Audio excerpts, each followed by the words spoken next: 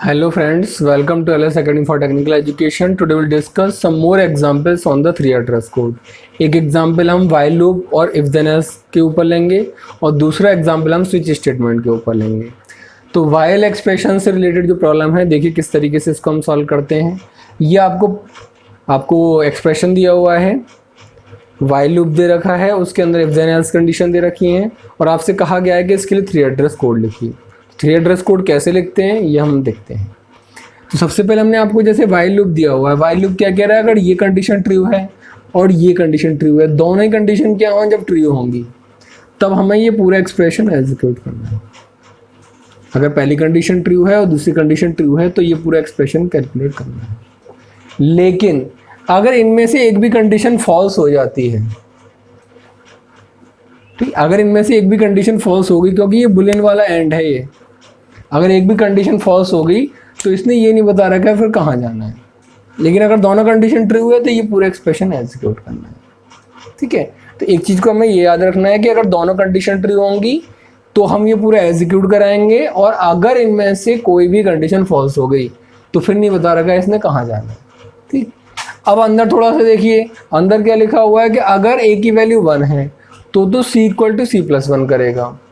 ठीक, लेकिन अगर a इक्वल टू 1 नहीं है तो क्या करेगा, ये वाली कंडीशन एग्जीक्यूट कराएगा। ठीक है, ट्रू होने पर ये कंडीशन एग्जीक्यूट करेगा, फॉल्स होने पर ये कंडीशन एग्जीक्यूट करेगा। ठीक है, तो फिर ट्रू पे ये एग्जीक्यूट करे या फॉल्स पे ये एग्जीक्यूट करे, लास्ट में से लौट के कहाँ जाना पड़ेगा, ऊपर ही जाना पड़ेगा। यानी जब ये इफ वाली कंडीशन ट्रू या फॉल्स एग्जीक्यूट हो जाएगी तो वापसी में इसको फिर से कहाँ जाना है, क्योंकि लूप लगा हुआ है, फाइल लूप। कंडीशन ट्रू है तो ये एग्जीक्यूट करा दिया, ठीक है, और उसके बाद दोबारा से लूप फिर से चेक करेगा कंडीशंस को। तो इन सब चीज़ों का हमें ध्यान रखना है, उसके बाद हम न्यूमेरिकल को सॉल्व कर सकते हैं इजीली। तो देखिए सबसे पहले क्या लिखा हुआ है, while a less than c। तो while स्टेट लाइन तो यूज़ करते नहीं, जब हम 3 एड्रेस कोड लिखते हैं हम सिर्फ क्या यूज़ करते हैं, कंडीशंस के लिए इफ़। क्या यूज़ करते हैं, इफ़। तो while a less than c, तो हमने क्या लिख लिया, if a less than c।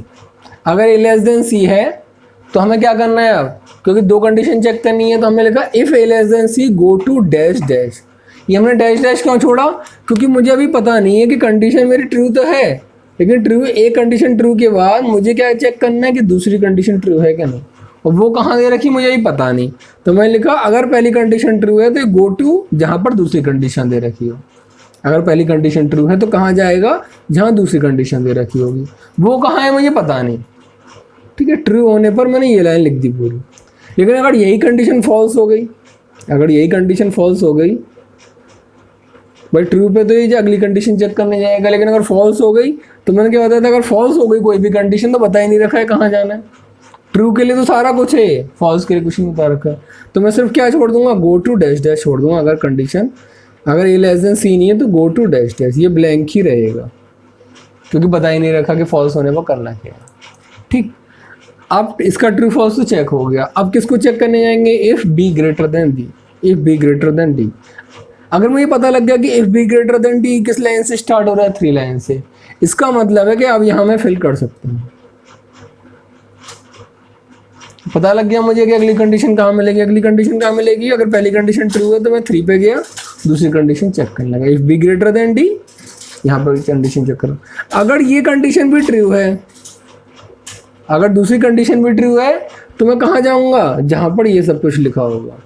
भाई पहली कंडीशन ट्रू है तो मैं दूसरी कंडीशन चेक करने गया, और दूसरी कंडीशन भी अगर मेरी ट्रू है तो मैं कहाँ जाऊँगा, जहाँ पर ये पूरी लाइन है, पूरा एक्सप्रेशन लिखा हो। लेकिन अभी तो मुझे पता नहीं है, इसलिए मैंने अभी इसको ब्लैंक छोड़ दिया।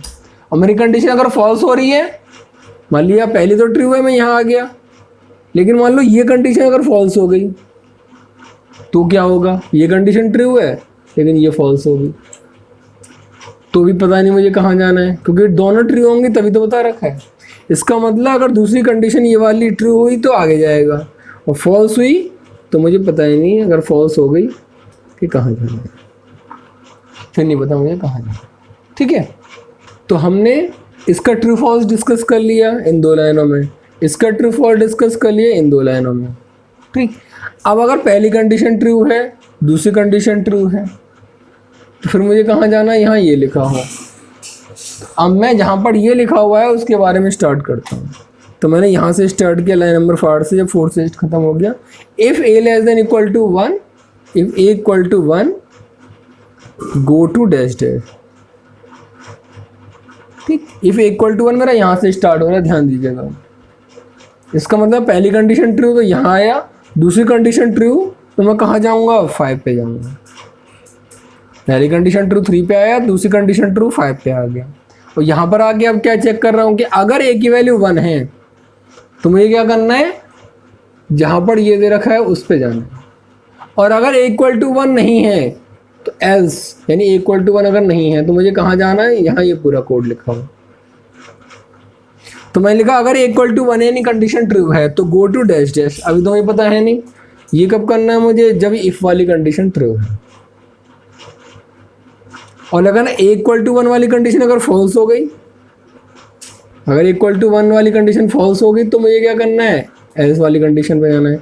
तो गो टू डैश डैश वो भी मुझे नहीं पता, अभी मैं फिल कर लूँगा जहाँ से ये स्टार्ट हो रहा हो।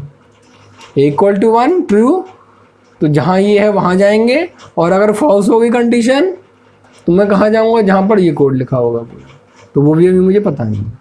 ठीक, तो इसका ट्रू फॉल्स मैंने डिस्कस कर लिया लाइन का, किसमें, 5, 6 में। अब कहाँ जाऊँगा मैं भाई, इसका ट्रू फॉल्स डिस्कशन हो गया। अब जहाँ जाऊँगा मैं वहाँ के क्या होना चाहिए, C equal to C plus 1। तो मैंने C equal to C plus 1 को कैसे लिखेंगे 3 एड्रेस कोड में, T1 equal to C plus 1, C plus 1 को T1 मान लिया, और C equal to T1, C equal to T1। ठीक, ये लिख लिया मैंने। अब मुझे पता लग गया कहाँ से मैंने स्टार्ट किया, C equal to C plus 1। Start कहाँ से किया, 7 नंबर से। तो यहाँ मैं भर सकता हूँ कि अगर ए इक्वल टू 1 है तो मुझे कहाँ जाना है, 7 पे जाना है। तो अगर ए इक्वल टू 1 कंडीशन ट्रू तो मैं कहाँ गया, 7 पे गया। 7 पे क्या मिला मुझे, सी इक्वल टू सी प्लस 1 मिला। ठीक, कंडीशन ट्रू एग्जीक्यूट हो गई।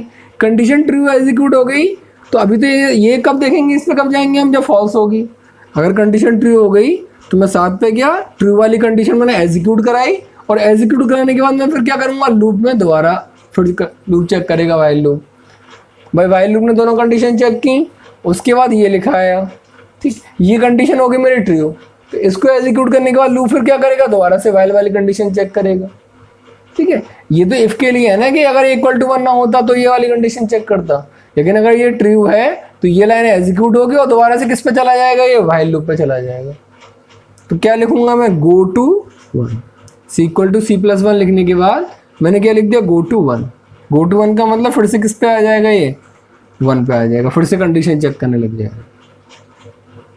ठीक, दोनों कंडीशन ट्रू है, उसके बाद इक्वल टू 1 अगर ट्रू है तो ये एग्जीक्यूट होगा और दोबारा से लूप कंडीशन चेक करेगा। इतना हो गया पूरा। अब आते हैं एल्स वाले केस पे। अगर फॉल्स हो जाती है कंडीशन, फॉल्स हो जाती है तो ये कहाँ से स्टार्ट होगी, जब फॉल्स वाली कंडीशन के लिए मुझे ये पूरे इसके लिए लिखना पड़ेगा पूरा 3 एड्रेस कोड, ये जो पूरा लिखा हुआ है। ठीक है, तो कहाँ से स्टार्ट होगा, 9 तक तो ये हो चुका, 10 नंबर से स्टार्ट होगा जो ये वाला कोड है। तो यहाँ मैं फिल कहाँ कर दूंगा भाई, इक्वल टू 1 के लिए तो मैंने यहाँ लिख दिया 7, और फॉल्स वाले के लिए अब मैं यहाँ फिल कर सकता हूँ 10, कि 10 पे जाना है। अगर फॉल्स हो रही कंडीशन तो 10 पे आ गया, फॉल्स वाली पे, एल्स वाले केस पे। अब क्या भरूंगा मैं इसके अंदर, ये लिखा हुआ है कोड, इसको मुझे एग्जीक्यूट कराना है। तो while A less than equal to D, तो वाइल के लिए क्या लिखा जाता है, if A less than equal to D. अगर A less than equal to D है, यानी कंडीशन अगर ट्रू है, तो मैं कहाँ जाऊँगा, go to dash dash, condition true होने पर, ये वाली। और अगर ये कंडीशन फॉल्स है, अगर ये कंडीशन फॉल्स हो जाती है, A less than equal to D, तो फिर मैं क्या करूँगा, ट्रू होने पर तो मैं यहाँ कहाँ जाऊँगा, अगर ये कंडीशन ट्रू है तो मैं वहाँ जाऊँगा जहाँ इक्वल टू a+3 है। लेकिन अगर ये कंडीशन फॉल्स हो गई तो वापसी में फिर मुझे कहाँ जाना पड़ेगा, लूप पे जाना पड़ेगा। भाई कंडीशन चेक हो गई, कंडीशन फॉल्स है, दोबारा से मैं कहाँ चला गया, लूप पे। तो a लेस देन d अगर कंडीशन ट्रू है तो मैं लिख दिया go to dash dash. Dash dash कहाँ होगा, जहाँ ये लिखा होगा ट्रू होने पे। और अगर ये कंडीशन फॉल्स हो गई, अगर ये कंडीशन फॉल्स हो गई less than equal to D, तो मैं कहाँ चला गया, फिर से वहीं चला गया, गो टू 1। कंडीशन फॉल्स हो गई, दोबारा से मैं जो ओरिजिनल लूप था उसी में चला गया। ठीक, अब ये तो मैंने इसके भी दोनों ट्रू फॉल्स केस डिस्कस कर लिए। अब क्या है, अगर a लेस देन d है तो मैं यहाँ पर पहुँचूँ, अब मुझे पता लग गया कहाँ से स्टार्ट होगा, ये 12 नंबर से स्टार्ट होगा, जहाँ पर a इक्वल टू a+3 होगा। तो मैंने यहाँ पे क्या फिल कर दिया, अब 12 नंबर। ठीक, 12 नंबर पता लग गया। a इक्वल टू a+3 है, तो पहले मैंने क्या लिखा, T1 वेरिएबल तो यूज़ हो चुका है, तो मैंने लिखा T2 equal to a+3। a+3 को क्या मान लिया, T2, और a इक्वल टू क्या कर दिया मैंने, T2।